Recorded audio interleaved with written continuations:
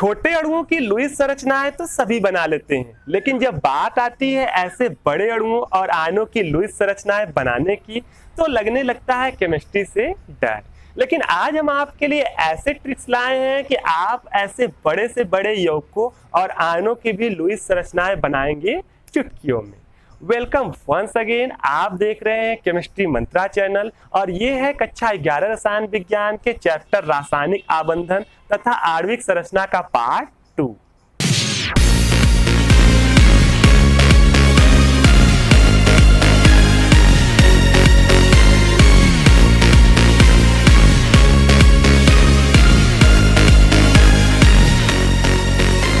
इस चैप्टर के part first में आप लोगों ने पढ़ा था अष्टक नियम, जिसके अंतर्गत आप लोगों ने देखा था विद्युत संयोजी बंध, सहसंयोजी बंध और उप सहसंयोजी बंध। इसके साथ साथ उसी पार्ट में हमने आपको कुछ अणुओं की लुईस संरचनाएं भी बनाना सिखाया था।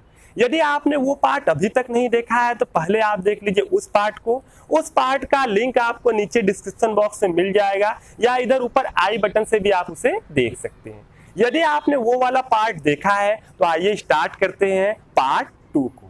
अब देखिए इस पार्ट में हम लोग यानी पार्ट 2 में ये जितनी भी संरचनाएं आपको दिख रही हैं, जितने भी यहाँ पर अणु और आयन दिख रहे हैं, इन सब की हम लुईस संरचनाएं बनाने वाले हैं। और इसके साथ साथ इसके बाद कुछ और अणुओं और आयनों की भी हम लोग लुईस संरचना बनाना सीखेंगे। तो यहाँ देखिए ये जो बोर्ड पर दिख रहे हैं सभी के सभी आपको यहाँ पर जो भी अणु और आयन, इन सब की लुईस संरचनाएं हम लोग केवल एक ट्रिक में बनाना सीखेंगे।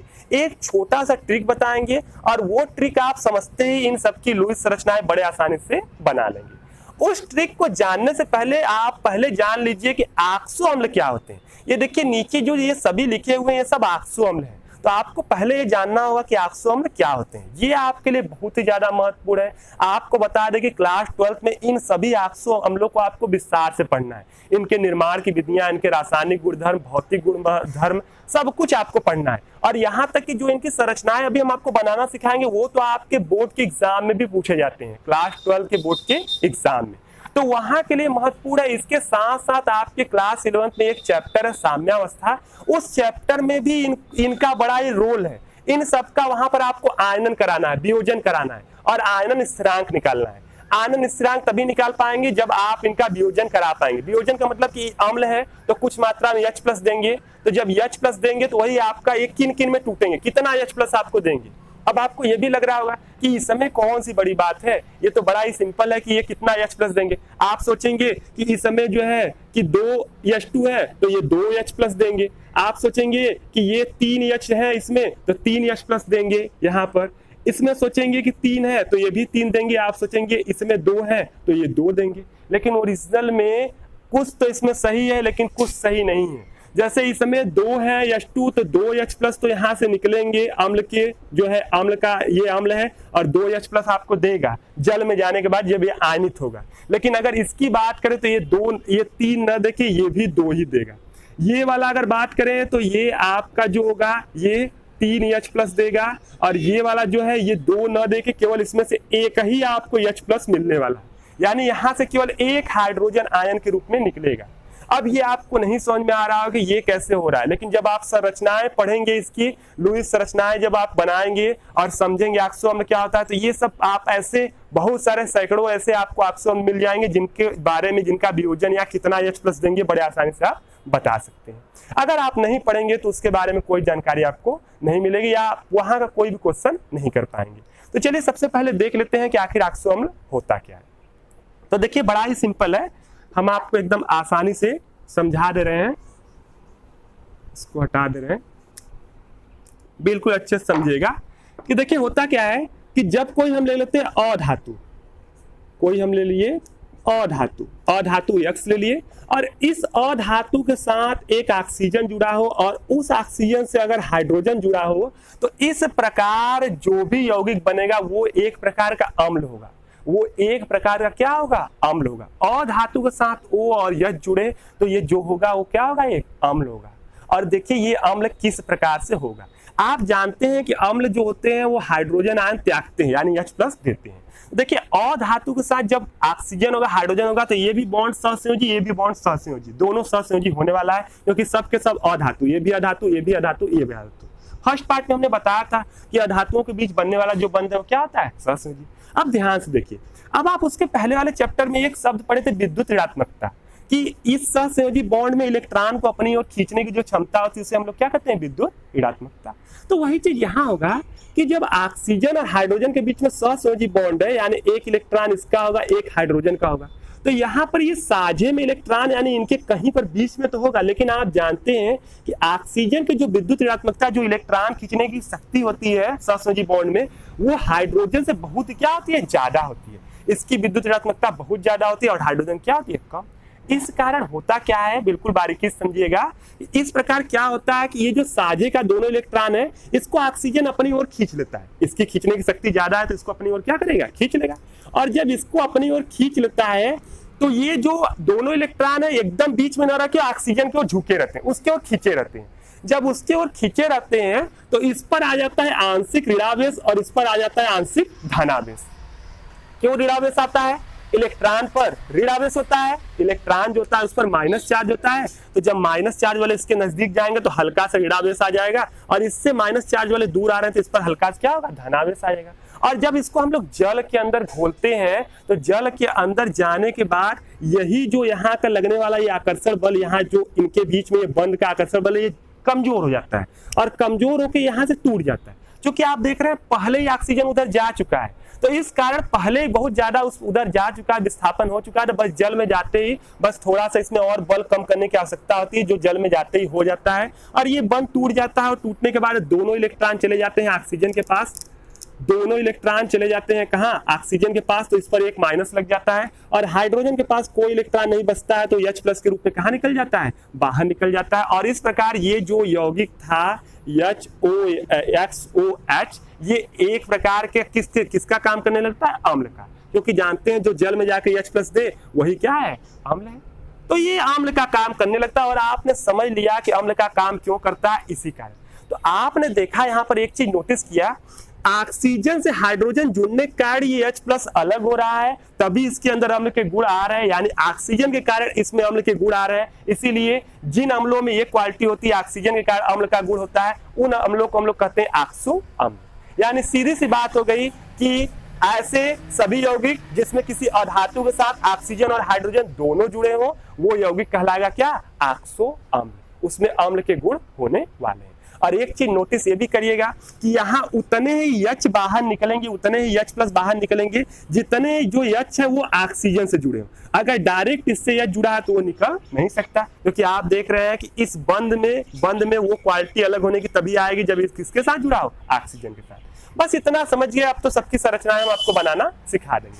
देखिए जो ये ऑक्सो अम्ल होते हैं, ये जितने भी ऑक्सो अम्ल होते हैं, इन ऑक्सो अम्ल का एक सूत्र होता है, ठीक है, एक फार्मूला होता है, बस आपको वो फार्मूला जानना है, बहुत इजी सा फार्मूला होता है, ठीक है। फार्मूले को थोड़ा सा समझना होता है। देखिए फार्मूला होता है XO और यहाँ पर होता है OH, ठीक है। यहाँ पर XO इसको P लिख सकते हैं, OH हम लोग Q लिख सकते हैं और H हम लोग R लिख सकते हैं, ठीक है। स्मॉल r लिख देते हैं, PQR। यहाँ पर जो X है आपको याद रखना है कि X आपका है अधातु, तभी ऑक्सो अम्ल बनने वाला है, ये अधातु रहेगा तभी, ठीक है। ये X अधातु के साथ ऑक्सीजन और हाइड्रोजन जुड़े हुए हैं तो वो आपका ऑक्सो अम्ल होगा। और इसका एक सूत्र होता है, ठीक है। सूत्र इस प्रकार होता है कि X के बगल में O कुछ होते हैं, कुछ OH होते हैं, कुछ H होते हैं, और ये तीनों के तीनों जो होते हैं O, OH और H, ये तीनों जुड़े होते हैं इसी X अधातु से। याद रखिएगा, O भी जुड़ा रहेगा इसी से, OH भी जुड़ा रहेगा, H भी जुड़ा रहेगा। यानी ऑक्सो अम्ल में कुछ मात्रा में ऑक्सीजन अधातु से जुड़े होंगे, कुछ मात्रा में OH समूह इस अधातु जुड़ेंगे, कुछ मात्रा में H भी इससे क्या होंगे, जुड़े होंगे। बस आपको यही समझना है कि ये किस प्रकार जुड़ते हैं, कितना कितना संख्या होता है, आप अपने आप संरचना बना लेंगे, ठीक है। तो देखिए होता क्या, ये चीजें होती है।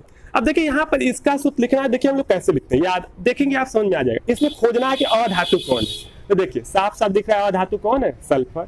X गिरा सल्फर, फिर आपको O लिखना है, ठीक है, O लिख देना है। ये P Q R इनकी संख्याएं हैं, जैसे 2 4 5 में हो सकता है, 1 2 3 4 में ये हो सकता है, 1 2 3 4 मतलब संख्याएं हैं कि कितना कितना ये हो सकता है। ये R जो है H की संख्या, Q OH की संख्या, P O की संख्या, ठीक है, कोई खास मतलब नहीं, अभी हम यहाँ समझ जाएंगे आप। देखिए यश के बाद O लिखिए और O के बाद हमको तुरंत क्या लिखना है, OH लिखना है, ठीक है, बस इतना लिखना है, SOOH। अभी H को नहीं लिखना है, ठीक है। इसके बाद आपको इसमें ढूंढना है कि हम इनमें जो भी आपके हैं हाइड्रोजन और ऑक्सीजन, इतना लिखने के बाद इसमें कितना अधिक से अधिक जो है कि यहाँ पर OH बना सकते हैं, कितना अधिक से अधिक क्या कर सकते हैं, OH बना सकते हैं। बस यही आपको नोटिस करना है कि कितना अधिक से अधिक OH बना सकते हैं। तो आप ध्यान से देखिए कि यहाँ पर आपको एक ऑक्सीजन यहाँ पर हो चुका है, लिख चुके हैं, तो यानी ऑक्सीजन यहाँ 3 बचा है, हाइड्रोजन 2 बचा है। तो 2 हाइड्रोजन और 3 ऑक्सीजन से हम लोग अधिकतम OH कितना बना सकते हैं, 2 बार बना सकते हैं। तो बस जितना बना सकते हैं वही लिख दिए, 2 बार बनाएंगे हो जाएगा। तो अब यहाँ पर आप देखिए 2 हाइड्रोजन यूज हो गया, 2 ऑक्सीजन यहाँ पर यूज हो गया, लेकिन ऑक्सीजन 4 है, तो बचा हुआ जो ऑक्सीजन है उसको हम लोग यहाँ पर लिखते हैं। तो यहाँ 1 ऑक्सीजन है, इसको भी क्या कर देंगे, 2। तो अब देखिए हमने पूरा का पूरा मटेरियल यूज करके इस सूत्र के रूप में इसको ढाल दिया, ठीक है। अब ढालने के बाद अब इसकी संरचनाएं देखिए बनाना एकदम सरल हो गया, ठीक है। ये जितनी भी चीजें हैं ये सब के सब इस सल्फर से ही जुड़ी होंगी, ठीक है। आपको ये चीज तो पता होगा कि ऑक्सीजन जो होता है उसके पास 2 बॉन्ड होते हैं, यानी उसकी संयोजकता 2 बॉन्ड होती है, तो वो इस प्रकार डबल बॉन्ड बनाता है दोनों तरफ, या एक ही तरफ 2 बॉन्ड क्या करता है, बनाता है। और हाइड्रोजन की जो संयोजकता होती है वो क्या होती है, 1 होती है। सहसंयोजी बॉन्ड बनेंगे क्योंकि सब अधातु है, इसकी 1 होती है। बस इतना मालूम होने के बाद देखिए सब क्या करना है, आपको बीच में लिखना है सल्फर। ध्यान देना, सल्फर से क्या जुड़े हैं, 2 ऑक्सीजन, सल्फर से 2 ऑक्सीजन जुड़े हैं, तो इससे आपको 2 ऑक्सीजन जोड़ देना है। ऑक्सीजन 1 ऑक्सीजन जुड़ता है डबल बॉन्ड से, 2 ऑक्सीजन डबल बॉन्ड से जुड़ जाएंगे। फिर देखेंगे इसी सल्फर से 2 OH समूह जुड़े हैं, 2 OH समूह जुड़े हैं, यानी कि 1 OH समूह जोड़िए और यहाँ पे जुड़िए एक और OH समूह। ये देखिए ये एकदम आसानी से आपका जो हो गया बन गया आपके H2SO4 का संरचना। यही है संरचना। अगर आपको इसको इलेक्ट्रॉन बिंदु के रूप में लिखना है तो बड़े आसानी से लिख सकते हैं। देखिए कैसे लिख सकते हैं, इसको लिख सकते हैं यहाँ सल्फर। आप जानते हैं कि एक बॉन्ड में 2 इलेक्ट्रॉन होते हैं, 2 इसका 2 उसका, और अगर 2 बॉन्ड है तो 4 इलेक्ट्रॉन होंगे, 2 इसका और 2 क्या होगा उसका, ठीक है। एक बॉन्ड में आप जानते हैं 2 इलेक्ट्रॉन होता है, एक इधर का एक इधर का, तो 2 बॉन्ड में 2 होंगे। तो यही बस आपको करना है। देखिए ऊपर 2 सल्फर का है और 2 किसका है, ऑक्सीजन का, बना दिए। इस साइड देखते हैं, एक यहाँ सल्फर का है, एक ऑक्सीजन का है, बना दिए। इसके बाद एक किसका है, हाइड्रोजन का है, ठीक है। तो एक हाइड्रोजन का बना देते हैं, एक इसका बना देते हैं, एक हाइड्रोजन का कुछ इस टाइप से बना देते हैं, स्टार टाइप से, ठीक है। ये हाइड्रोजन हो गया। फिर नीचे देखेंगे ये ऑक्सीजन के साथ है, देखेंगे 2 बॉन्ड, तो 2 इसका सल्फर का और 2 ले लेते हैं ऑक्सीजन का, ठीक है, ये बन गया। और इस साइड बना देते हैं, ये ऑक्सीजन जुड़ा है तो एक बॉन्ड है, तो देखिए एक बॉन्ड के लिए एक इसका सल्फर एक ऑक्सीजन का, ये बना दिए। और इधर एक बॉन्ड है तो एक यहाँ पर होगा ऑक्सीजन का और एक होगा हाइड्रोजन का। यहाँ पर देखिए सब कुछ बन गया है। अब आप चाहे तो बचे हुए इलेक्ट्रॉन बचा, तो ऑक्सीजन के अंतिम कक्षा में कितने थे, 6 इलेक्ट्रॉन। यहाँ 2 इलेक्ट्रॉन है तो मतलब इसके पास बचे होंगे कितने, 4 इलेक्ट्रॉन। इसके पास भी 2 यूज हो गया तो इसके पास भी बचे होंगे कितने, 4 इलेक्ट्रॉन। इसके पास भी बचे होंगे 1 2 3 और 4 इलेक्ट्रॉन, और इसके पास भी बचे होंगे कितने इलेक्ट्रॉन, 4 इलेक्ट्रॉन, ठीक है। देखिए कितने आसानी से लुईस संरचना बन गया। अब हम चाहे तो इसको गोला भी बना सकते हैं, ठीक है। वैसे कोई आवश्यकता नहीं होती है गोला बनाने की, लेकिन आपको समझाने के लिए हम बना दे रहे हैं। आप एग्जाम में नहीं बनाएंगे तो भी कोई फर्क पड़ने वाला नहीं है।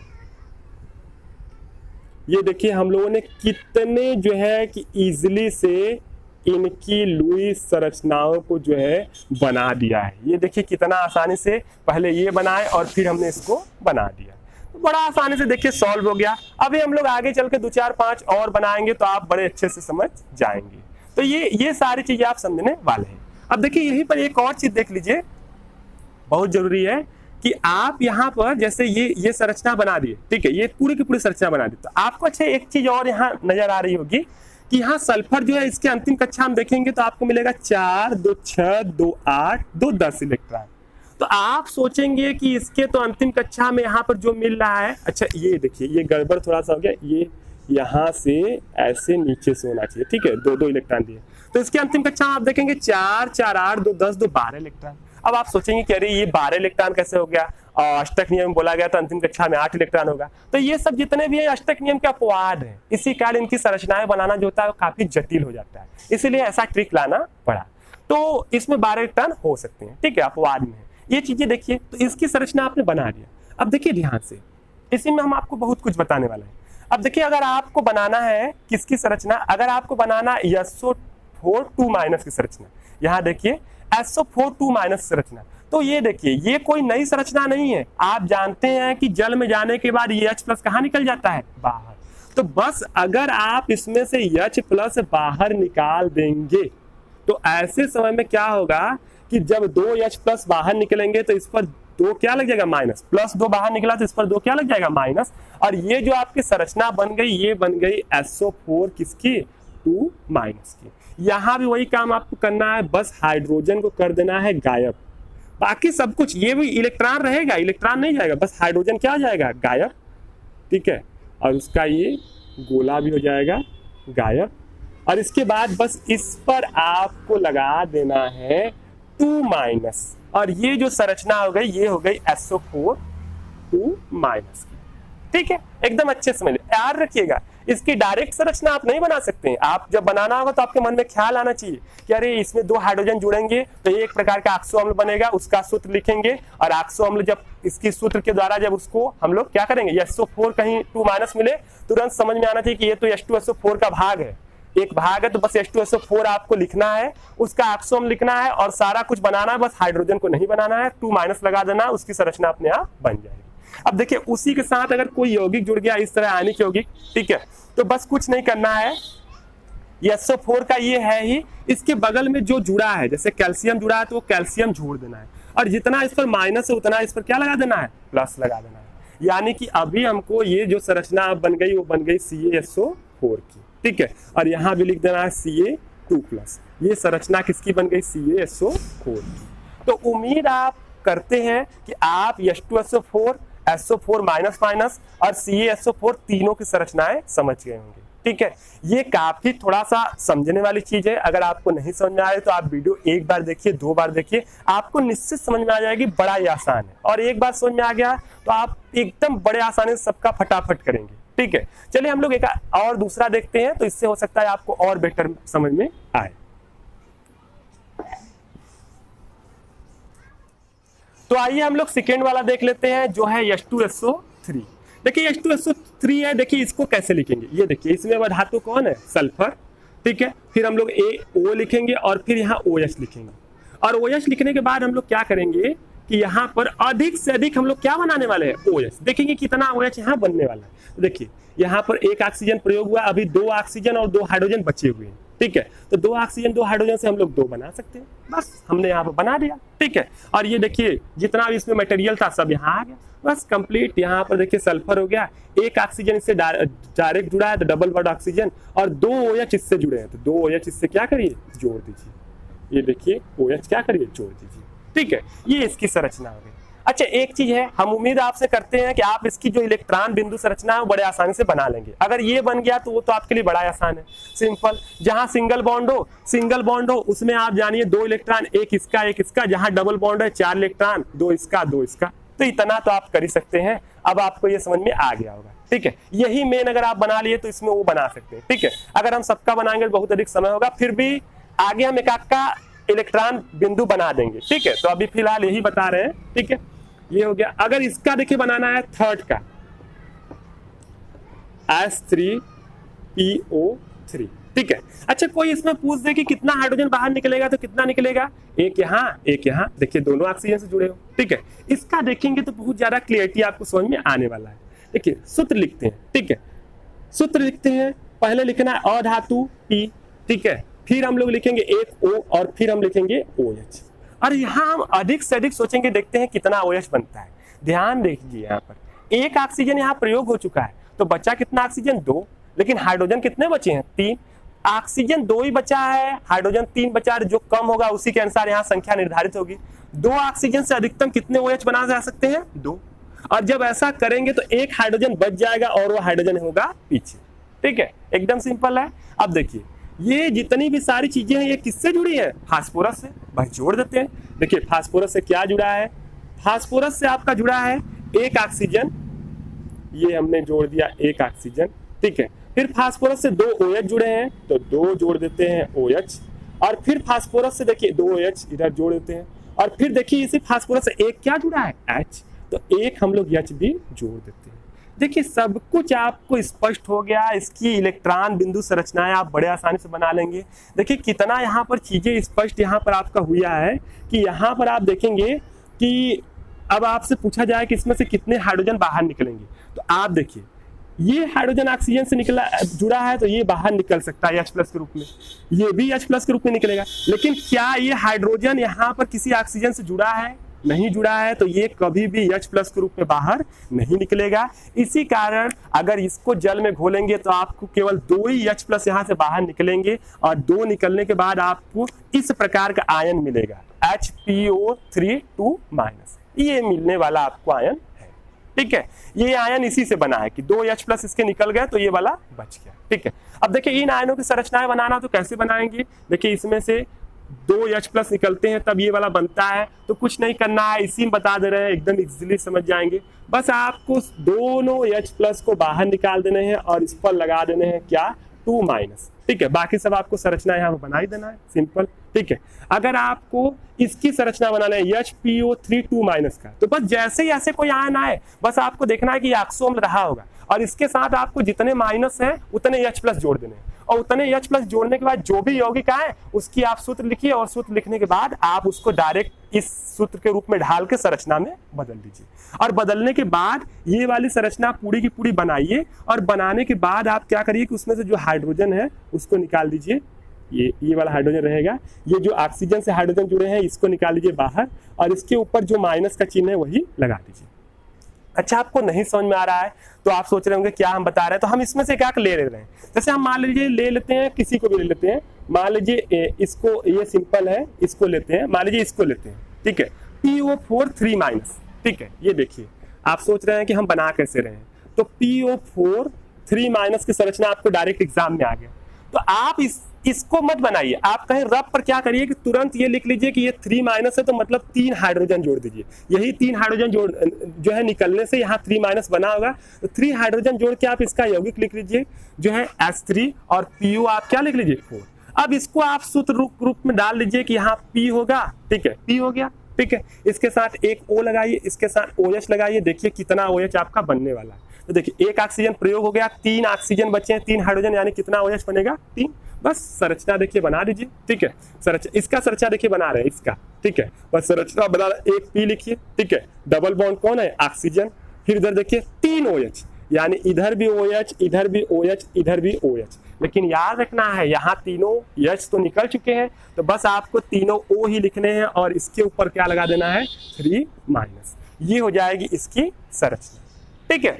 तो बड़े इजीली आपने इसको समझ लिया कि कैसे हम लोग यहाँ से डायरेक्टली संरचना बनाएंगे, उसके लिए हमको ऑक्सो अम्ल दिमाग में होना चाहिए, तभी बनेगा। नहीं तो अगर आप सोचेंगे इसको प्रैक्टिस हम करें 50 बार इसको अपने रफ पर बनाएं और फिर हम लोग सीख जाएं, तो वो आप बड़ी जटिल प्रक्रिया हो जाएगी, वो तो आप ही कर सकते हैं वैसा, तो वो चीजें हो गया, ठीक है। बात करते हैं इलेक्ट्रॉन बिंदु की, तो इलेक्ट्रॉन बिंदु आप जानते हैं बड़े आसानी से आप उसको बना सकते हैं। तो देखिए इसकी जो संरचना हमने यहाँ पर बनाया H3PO4 की, ठीक है, H3PO4 का बनाना है तो इसमें 3 H जुड़ जाएंगे, और इसका केवल बनाना है तो वो H हट जाएंगे, तो यानी आपने देख लिया H3PO4 की भी संरचना इसी साइड में, ठीक है। अब देखते हैं इन सब का इसमें भी बना लेते हैं, ठीक है, इनका भी हम बड़े आसानी से बना देते हैं, तो चलिए उनका भी देख लेते हैं।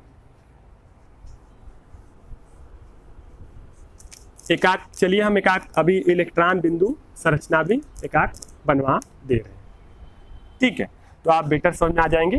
चलिए इसका इलेक्ट्रॉन बिंदु संरचना भी बना लेते हैं, ठीक है।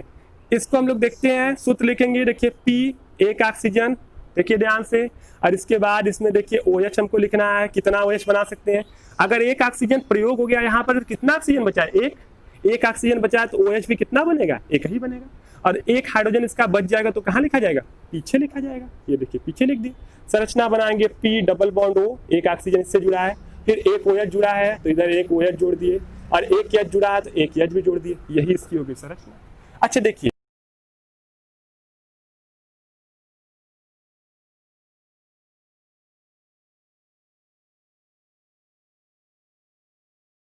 ये भी जल्दी जल्दी देख लेते हैं।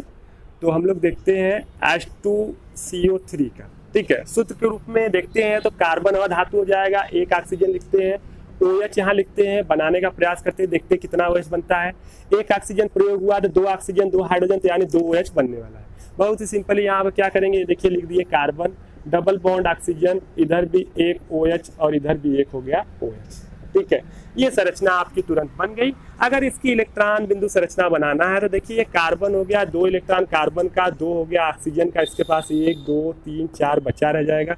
इधर भी आपका ऑक्सीजन हो गया, ठीक है, 1 इलेक्ट्रॉन यहाँ पर इसका और 1 इलेक्ट्रॉन कार्बन का यहाँ भी हो गया इसके पास, फिर 1 इसका और 1 जो है, 1 इसका और 1 किसका हो गया, हाइड्रोजन का, इधर हाइड्रोजन है। फिर इधर भी देखते हैं कि इधर जो है कि इसके साथ जुड़ा है एक ऑक्सीजन और फिर यहाँ पर एक ऑक्सीजन के साथ जुड़ा है एक हाइड्रोजन, ठीक है। इसलिए इनके जो है कि 4 इलेक्ट्रॉन जो बचे हैं वो भी बना देते हैं। तो ये हो गई इसकी इलेक्ट्रॉन बिंदु संरचना। देखेंगे सबका आपको 8 मिलने वाला है, हाइड्रोजन का भी आपको 2 मिल जाएगा, ठीक है। तो ये हो गई आपकी इसकी संरचना। अब ध्यान से देखिए, ये संरचना इसकी हो गई, ठीक है, H2CO3 की संरचना हो गई, तुरंत दोनों आपको बनाना सिखा दिया। देखिए कितना आसानी से बन गया, सूत्र समझ गए तो, ठीक है।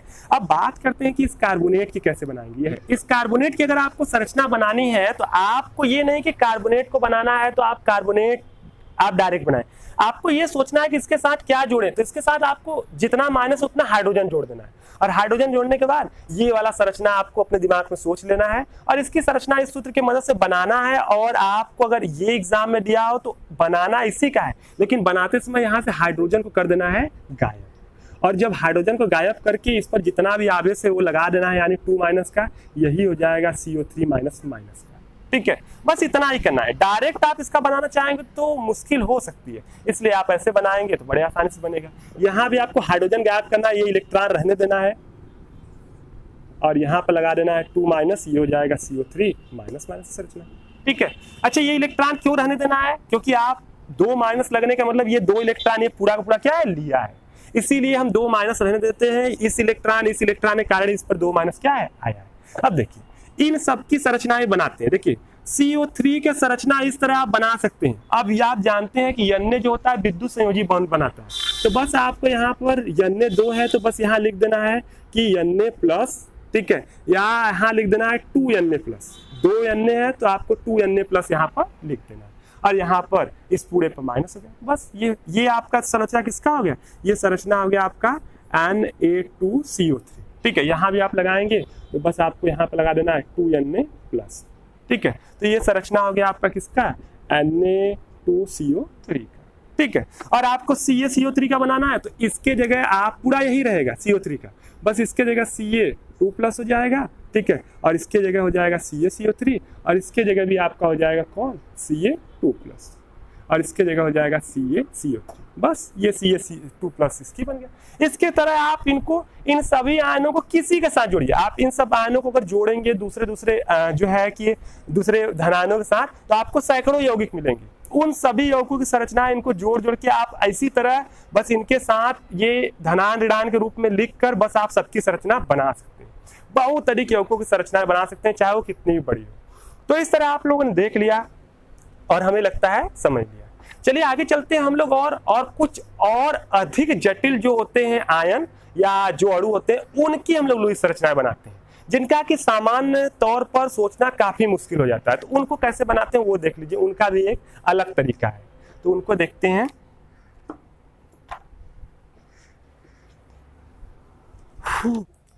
अब देखिए आपको यहाँ पर कुछ और अणु और आयन दिख रहे होंगे जिनकी संरचनाएं हम लोग बनाएंगे। अब देखिए यहाँ पर आपको कुछ संरचनाएं बड़ा सिंपल लग रहा होगा, जैसे N2 है, इसकी संरचना तो आप तुरंत बना लेंगे एकदम सिंपली, आप बनाए भी थे, इसके फर्स्ट पार्ट में उन्होंने बताया भी था। लेकिन अगर बात कर दे NO प्लस की या NO2 प्लस की या N3 माइनस की या OCN माइनस की, तो इन सब की संरचनाएं बनाने में आपको काफी जटिलता आएगी, या ये आसानी से नहीं बनेंगे, आपको उसमें काफी जो है सोचना पड़ेगा, या आपको काफी कठिन ये लग सकती हैं। आप एक बार बना के देखिएगा कि इन सब की संरचनाएं आप कैसे बनाते हैं, आप बना लेते हैं कि नहीं। लेकिन अभी हम आपको जो ट्रिक बताएंगे उसकी अगर आप उसको सीख लेंगे तो इन संरचनाओं को बड़े आसानी से बना लेंगे, तो वो ट्रिक क्या है कि उस ट्रिक के लिए आपको समझना होगा समविन्यासी को। देखिए समविन्यासी जो है इसकी अवधारणा जो था वो लैगम्यूर ने दिया। लैगम्यूर नाम के वैज्ञानिक थे जिन्होंने क्या बताया, उन्होंने बताया कि अगर कहीं पर जो है कि कुछ ऐसे जो है आयन या अणु हो जिनमें क्या हो कि परमाणुओं की संख्या भी समान हो और इलेक्ट्रॉनों की भी संख्या समान है, तो उन्हें हम लोग कहते हैं समविन्यासी। फिर से सुन लीजिए कि ऐसे जो है कि आपके आयन या ऐसे अणु जिनमें परमाणुओं की संख्या भी समान हो और इलेक्ट्रॉनों की भी संख्या समान हो, तो उन्हें कहते हैं समविन्यासी। और लैगम्यूर ने बताया कि ऐसे जो समविन्यासी होते हैं उनकी संरचनाएं बिल्कुल होती हैं एक जैसे, बस एक जैसे होती हैं। तो एक सिंपल वाले का संरचना बना लीजिए और बाकी सबका संरचना उसी आधार पर बना लीजिए, बस वही देखना है। जैसे एग्जांपल में देखिए इन चारों को देखिए, इन चारों में हम लोग देखेंगे परमाणुओं की संख्या, परमाणुओं की संख्या, और फिर हम लोग देखेंगे इलेक्ट्रॉन की संख्या, और इसके बाद हम लोग समझ जाएंगे कि संरचना कैसे बनाना है। परमाणु देखिए इसमें कितने परमाणु हैं, 2, इसमें देखिए कितने हैं, 2, इसमें भी कितने हैं, 2, और इसमें कितने हैं, 2, बस। इलेक्ट्रॉन देखते हैं, नाइट्रोजन, एक नाइट्रोजन में होता है 7, 2 नाइट्रोजन में 7 दूनी कितने हो गए, 14 इलेक्ट्रॉन। देखिए एक नाइट्रोजन में 7 और ऑक्सीजन में कितने होते हैं, एक नाइट्रोजन में 7 और ऑक्सीजन में कितने होते हैं, ऑक्सीजन में आपके 8 होते हैं। तो 8 7 कितना हो गया, 15। एक प्लस का मतलब एक इलेक्ट्रॉन ने किसी को दे दिया है, तो यानी इसके पास टोटल कितने बचे हैं, 14। कार्बन में 6 इलेक्ट्रॉन, नाइट्रोजन में 7, 7 6 कितना हो गया, 13, और एक इलेक्ट्रॉन माइनस है लगा लिया है, तो इसमें कितने हो गए, 14 इलेक्ट्रॉन। इस CO में कार्बन में आपका हो गया 6 और इसमें हो गया 8, तो ये हो गया 14। सब में देखिए परमाणु भी सेम, इलेक्ट्रॉन भी सेम, तो ये क्या होंगे, समविन्यासी, इनकी संरचना भी क्या होगी, सेम। यानी जैसे एक का बनेगा वैसे सबका बनेगा। तो नाइट्रोजन का तो आपको आता ही है कि नाइट्रोजन में देखिए ये होता है कि नाइट्रोजन होता है, इसमें 1 2 3 इलेक्ट्रॉन, ठीक है। या डायरेक्ट बनाते हैं कि नाइट्रोजन आप देखते हैं ट्रिपल बॉन्ड ऐसे होता है, या इलेक्ट्रॉन वाला बनाते हैं वो ज्यादा सिंपल है। आप जानते हैं कि इसमें 1 2 3 इलेक्ट्रॉन इस नाइट्रोजन का होता है और 3 इलेक्ट्रॉन दूसरे नाइट्रोजन का होता है। इसके पास 2 इलेक्ट्रॉन बचे रहते हैं और इसके पास भी होते हैं 2 इलेक्ट्रॉन। इस तरह होती है नाइट्रोजन की संरचना। और जब इसको बंद के रूप में लिखते हैं तो आप ऐसे लिखते हैं कि नाइट्रोजन ट्रिपल बॉन्ड नाइट्रोजन, और इसके पास भी 2 इलेक्ट्रॉन और इसके पास भी होते हैं 2 इलेक्ट्रॉन। अब देखिए यहाँ पर नाइट्रोजन का तो आपने इजीली संरचना बना लिया, N2 का संरचना आप जानते हैं आपने बना लिया। अब इसी आधार पर हम लोग बनाएंगे जो है NO+ का भी। देखिए NO+ में क्या होगा, एक नाइट्रोजन होगा, एक ऑक्सीजन होगा, ठीक है। इसका हम लोग देखेंगे कि इसके पास 2 इलेक्ट्रॉन है, तो 2 इलेक्ट्रॉन हम लोग क्या बना देंगे, यहाँ पे बना देंगे ऑक्सीजन का। फिर इधर देखेंगे कि 2 इलेक्ट्रॉन इसके पास भी इधर बचा है, 2 इलेक्ट्रॉन इधर भी बना देंगे, ठीक है। ये अलग अलग बनाते हैं तो ज्यादा बेटर रहेगा। इसके बाद बीच में कितना होना है, 6 इलेक्ट्रॉन। अब 6 इलेक्ट्रॉन बनाने से पहले आपको ये देखना है कि इसमें 1 इलेक्ट्रॉन त्यागा गया है, तो अब 1 इलेक्ट्रॉन त्यागेगा कौन, थोड़ा सा ध्यान रखना है। तो जनरली क्या होगा कि देखिए इलेक्ट्रॉन वही त्यागता है जिसमें इलेक्ट्रॉन त्यागने की क्षमता ज्यादा होती है, या जिसकी विद्युत ऋणात्मकता क्या होती है, कम होती है। एक तरह से वही देखें तो यहाँ देखिए ऑक्सीजन जो है इसकी विद्युत ऋणात्मकता ज्यादा है, नाइट्रोजन की कम है, तो हाँ जो इलेक्ट्रॉन त्यागेगा वो कौन त्यागेगा, नाइट्रोजन। तो नाइट्रोजन के अंतिम कक्षा में 5 होते हैं, 2 इलेक्ट्रॉन बचा, एक त्याग दिया प्लस के रूप में, तो इसके पास बचा कितना होगा, 2, तो इसके 2 इलेक्ट्रॉन कहाँ होंगे, बीच में। और ऑक्सीजन का यहाँ 4 है, तो यहाँ 2 है, तो बाकी का 4 इसका कहाँ होगा, बीच में। 4 यहाँ बीच में है, तो मतलब ये देखिए 6 बीच में, इधर उधर देखिए संरचना कितने आसानी से आपने बना दिया, ठीक है। अब इसको बनाना अगर सेम वही करेंगे, नाइट्रोजन यहाँ पर देखिए 2 इलेक्ट्रॉन, यहाँ पर 1 2 ट्रिपल बॉन्ड, यहाँ पर ये वाला, ठीक है, हो गया। या आप चाहे तो इसको कहीं कहीं ऐसे बनाया जाता है, ये यहाँ पर ऊपर देखिए बनाया जाता है डबल बॉन्ड, और एक इसको माना जाता है कि एक तीसरा वाला बॉन्ड जो है वो क्या, उपसहसंयोजी है। 2 का यहाँ पर साझा हुआ, तीसरा केवल ऑक्सीजन दिया है, तो ऐसे बॉन्ड को उपसहसंयोजी कहते हैं। तो ये वाला भी आप बना सकते हैं, ये वाला भी सही है, NCERT इसी को मानता है, ठीक है। तो आप यही लेके चलिए, कोई दिक्कत नहीं, ठीक है। या ऐसे भी आप बना सकते हैं जानकारी के लिए। आगे देखिए CN में देखते हैं, ये कार्बन, ये है नाइट्रोजन, ठीक है। अब यहाँ देखिए आपको बनाना है 2 इलेक्ट्रॉन, ठीक है, 2 इलेक्ट्रॉन, यहाँ 2 इलेक्ट्रॉन आपको बनाना है, ठीक है। इसके बाद देखिए बीच में 6 इलेक्ट्रॉन होने चाहिए, यहाँ देखिए 1 इलेक्ट्रॉन लिया गया है, तो बीच में 6 इलेक्ट्रॉन बनाते हैं। तो देखिए यहाँ जो है कि हम लोग स्टार्ट करते हैं बनाना, ठीक है। तो जब बनाएंगे तो देखिए यहाँ पर क्या होगा, 1 इलेक्ट्रॉन, या डायरेक्टली बना देते हैं, देखिए 1 2 3, ठीक है, ये अलग अलग बनाते हैं, ठीक है। इस नाइट्रोजन का बनाते हैं 1 2 और 3, ऐसे बना देते हैं, ठीक है।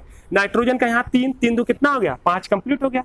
अब इसके बाद देखिए, अब इसका 5 कंप्लीट हो गया, तो अब देखिए इसका बनाते हैं, कार्बन में 2 हो गया तो 2 यहाँ भी रख देते हैं, ठीक है, 2 यहाँ रख देते हैं और एक जो माइनस लिया है वो यहाँ पे हो जाएगा, ठीक है। और ये देखिए बॉन्ड बन गया, ये देखिए 2 इलेक्ट्रॉन यहाँ, 1 2 ट्रिपल बॉन्ड और नाइट्रोजन यहाँ पर 2 इलेक्ट्रॉन, ठीक है। अगला CO का बनाना है तो CO का देखिए बड़े आसानी से C और O बना देते हैं, ठीक है। इसके पास यहाँ 2 इलेक्ट्रॉन होगा ही, ठीक है, बस आपको जानना 2 इलेक्ट्रॉन, इसके पास भी 2 इलेक्ट्रॉन होगा, ठीक है।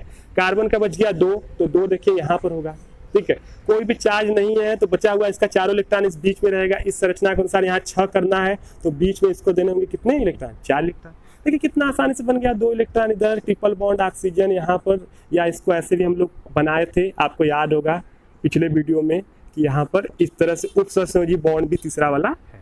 तो देखिए कितने आसानी से हम लोग इसको बना लिए, ठीक है, बड़ा ही सिंपल है एकदम, मतलब एकदम इस तरह आप बड़े आसानी से सीख सकते हैं। एक की संरचना जानते रहिए, अगर कोई आ गया तो आप सोचिए कि ऐसा कौन है जिसमें 2 परमाणु है और इसी के बराबर इलेक्ट्रॉन होते हैं और वो हमको आता है, बस उसी से इसको जोड़िए और उसी के आधार पर उसकी संरचना जो आप जानते हैं उसकी आप बनाइएगा और उसके आधार पर जिसका नहीं बन रहा है उसको बना लीजिए, अगर वो उसके समविन्यासी हो तो, ठीक है। थोड़ा सा इसके लिए आपको प्रैक्टिस और सब कुछ करना होगा, इतनी भी आसान चीजें ये नहीं है, क्योंकि ये लुईस संरचना का सबसे लास्ट समझ लीजिए कि सबसे आप जटिल चीज पढ़ रहे हैं, ठीक है। इनका भी हम लोग देख लेते हैं, इधर भी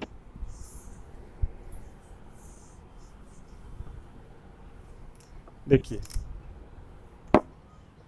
परमाणुओं की संख्या देखते हैं, इसमें 3, इसमें भी देखिए 3, इसमें भी 3, इसमें भी 3, इसमें 3। इलेक्ट्रॉन देख लेते हैं, कार्बन में होता है 6, ऑक्सीजन में होता है 8, तो 8 8 16 16 6 कितना होता है 22, ठीक है।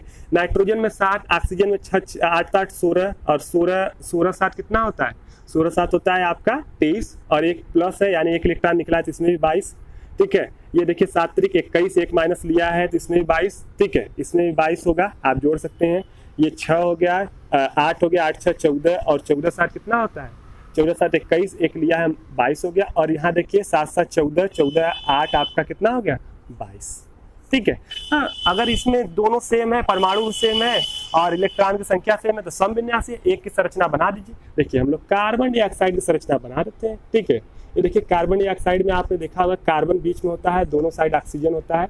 यहाँ देखिए 2 इलेक्ट्रॉन इसका, 2 इलेक्ट्रॉन इसका, 2 इलेक्ट्रॉन इसका, 2 इलेक्ट्रॉन इसका, आपने बनाया होगा और देखा होगा इसके पास होता है 1 2 3 4 और इसके पास भी होता है 1 2 3 और 4, ठीक है। बस ये वाली संरचना आपने देखी होगी कि carbon double bond oxygen, double bond oxygen 1 2 3 4, 1 2 3 4, बस यही संरचना सब में होगा। अब देखिए इसमें कैसे बनेगा, नाइट्रोजन अकेला है तो नाइट्रोजन बीच में रहेगा, इसके इधर भी ऑक्सीजन इधर भी ऑक्सीजन, ठीक है। यहाँ आपको क्या बनाना है, इलेक्ट्रॉन 4 बनाना है, 1 2 3 4, 1 2 3 और 4, ठीक है, ये आपको बना देना है।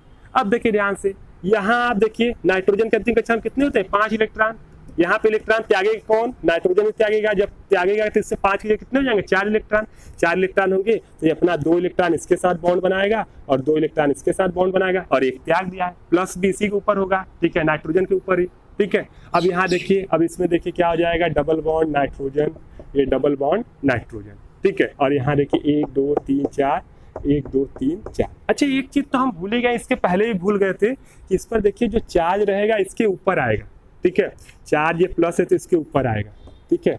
इसके पहले भी जो आप इसमें बताए थे कि जो चार्ज होगा इसमें, तो जो चार्ज होगा जो बनाएंगे NO का और CN का, वो उस चार्ज उसके ऊपर होगा, तो ऐसे कोष्टक में करके चार्ज लगा लीजिएगा, ठीक है, हम भूल गए थे तो आप वहां पर उसमें भी लगा लीजिएगा, ठीक है। N3 माइनस का बनाएंगे तो देखिए N3 में एक N, दूसरा N, तीसरा N, 3 N हो जाएगा, ठीक है। देखिए क्या होगा, यहाँ पे देखिए आपको पहले डबल, मतलब कुछ भी करिए कहीं से बनाइए, मान लीजिए हम लोग डबल बॉन्ड बना लेते हैं, ये डबल बॉन्ड बनाए, ठीक है। और यहाँ पे देखिए ये हमने यहाँ पर इस नाइट्रोजन का हमने क्या किया, यहाँ पे डबल बॉन्ड बनाया, ठीक है। यहाँ हमने दोनों जगह डबल बॉन्ड बनाया और इसके बाद देखिए इधर आपको चाहिए 1 2 3 और 4 इलेक्ट्रॉन, देखिए यहाँ भी 4 इलेक्ट्रॉन होना चाहिए और यहाँ भी 1 2 3 और क्या होना चाहिए 4 इलेक्ट्रॉन, ठीक है। और इस पूरे पर क्या लगा है, इस पूरे पर लगा है माइनस, ठीक है। अब देखिए यहाँ पर क्या होगा कि ये संरचना बिल्कुल ऐसे ही बनेगी। सामान्य तौर पर आप इसको नहीं बना सकते हैं, इसको जब ऐसे आप बनाएंगे तभी आप बना सकते हैं, ठीक है। अब यहाँ ध्यान देने बात है कि इस नाइट्रोजन के अंतिम कक्षा में कितने इलेक्ट्रॉन था, 5। तो आप देखेंगे कहेंगे 2 और 2 है, तो इसका एक इलेक्ट्रॉन जो होता है इस समय से किसी एक नाइट्रोजन के पास चला जाता है, निकल के इसके किसी एक नाइट्रोजन के पास चला जाता है, और जो एक बाहर से इलेक्ट्रॉन आया है वो किसी दूसरे जो है नाइट्रोजन के पास चला जाता है, और इस प्रकार की संरचना यहाँ पर बनती है। तो यहाँ बनता है N डबल बॉन्ड N, और यहाँ पर डबल बॉन्ड N, और यहाँ पर देखिए 1 2 3 4 इलेक्ट्रॉन, और यहाँ पर भी 1 2 3 और 4 इलेक्ट्रॉन, ठीक है। इस पर लगता है माइनस।